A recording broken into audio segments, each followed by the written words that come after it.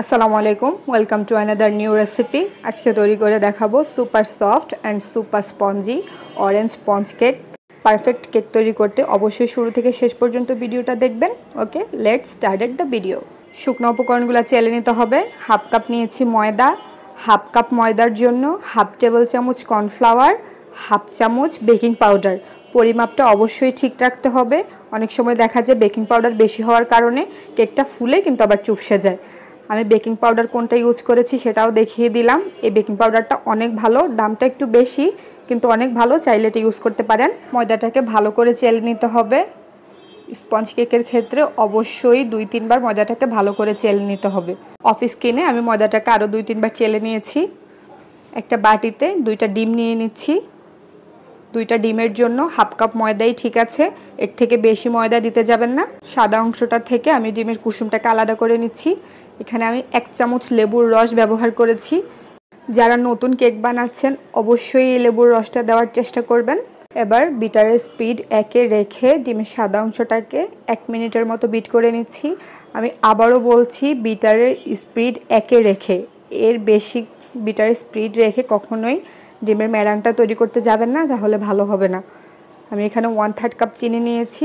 চিনিটাকে আমি 2 বারে মিক্স করব। প্রথমবারের চিনিটা কিছুটা গলে গেলে দ্বিতীয়বার আমি চিনি অ্যাড করছি। এলোপাথারি না মিক্স করে এক সাইড থেকে আস্তে আস্তে ঘুরিয়ে ঘুরিয়ে ডিমের ম্যারাংটা তৈরি করবেন। ওভারবিট করতে যাবেন না, তাহলে ম্যারাংয়ের মধ্যে বাবলস ক্রিয়েট হয়ে যাবে। আমি কাছ থেকে ঝুম করে দেখিয়ে দিচ্ছি আমার ম্যারাংটা কতটা স্মুথ হয়েছে।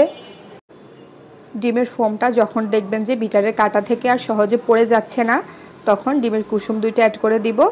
আর দিয়ে দিব 1 চামচ অরেঞ্জ ইমালশন।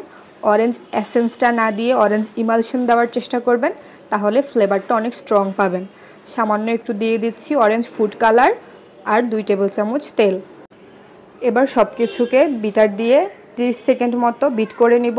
আপনাদের বোঝার সুবিধার্থে আমি এইটুকু ভিডিও একটু কাট করি। এটা কিন্তু বেশি মিশানো যাবে না, তাহলে ম্যারাংটা চুপসে যাবে। শুকনো উপকরণগুলো আমি আবারও চেলে দিয়ে দিচ্ছি। শুকনো উপকরণগুলো যত ভালোভাবে চেলে দিতে পারবেন ততই আপনার কেকটা সফট হবে। ভালোভাবে খেয়াল করেন আমি কিভাবে ময়দাটাকে মিক্স করছি। প্রতিবার এক সাইড থেকে ঘুরিয়ে ঘুরিয়ে ময়দাটাকে মিক্স করতে হবে। একবার এক সাইড থেকে আবার অন্য সাইড থেকে কখনোই মিক্স করতে যাবেন না, তাহলে ডিমের ম্যারাংটা চুপসে যাবে, তাহলে কেকটা কখনোই ভালো হবে না। আলতো হাতে ধৈর্য সহকারে ময়দাটাকে মিক্স করতে হবে। অধৈর্য হয়ে তাড়াতাড়ি করে মিক্স করতে যাবেন না, তাহলে পুরো কষ্টটাই বৃথা হয়ে যাবে। আমার কাছে কালারটা একটু কম মনে হয়েছে, এজন্য আমি আরও একটু অরেঞ্জ ফুড কালার দিয়ে দিলাম। সবগুলো স্টেপ ফলো করে কেক বানালে অবশ্যই আপনার কেকও সফট অ্যান্ড পারফেক্ট হবে। স্প্যাচালার দিয়ে আর একটু মিক্স করে নিচ্ছি, এতে করে নিচে কোনো ময়দা থাকলে সেটা মিশে যাবে। দেখতেই পাচ্ছেন কতটা স্মুথ একটা ব্যাটার তৈরি হয়েছে। এখানে আমি 6 ইঞ্চি একটা মোল্ড নিয়েছি। স্পঞ্জ কেকের জন্য মোল্ডের সাইড থেকে কখনোই তেল ব্রাশ করতে যাবেন না, এতে করে মোল্ড থেকে কেকটা বেক হওয়ার পরে ছেড়ে দিবে। এই কারণেও অনেক সময় কেকটা চুপসে যায়। একটা টুথপিক দিয়ে চারদিকটা সমান করে দিচ্ছি।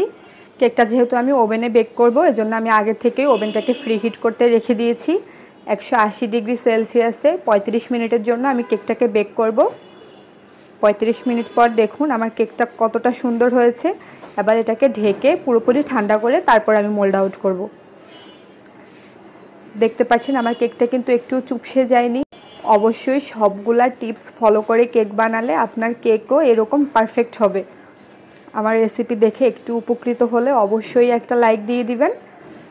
তারপরেও যদি কোনো কিছু জানার থাকে অবশ্যই কমেন্ট করবেন, আমি রিপ্লাই দেওয়ার চেষ্টা করব।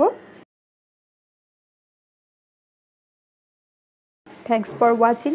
আল্লাহ হাফেজ।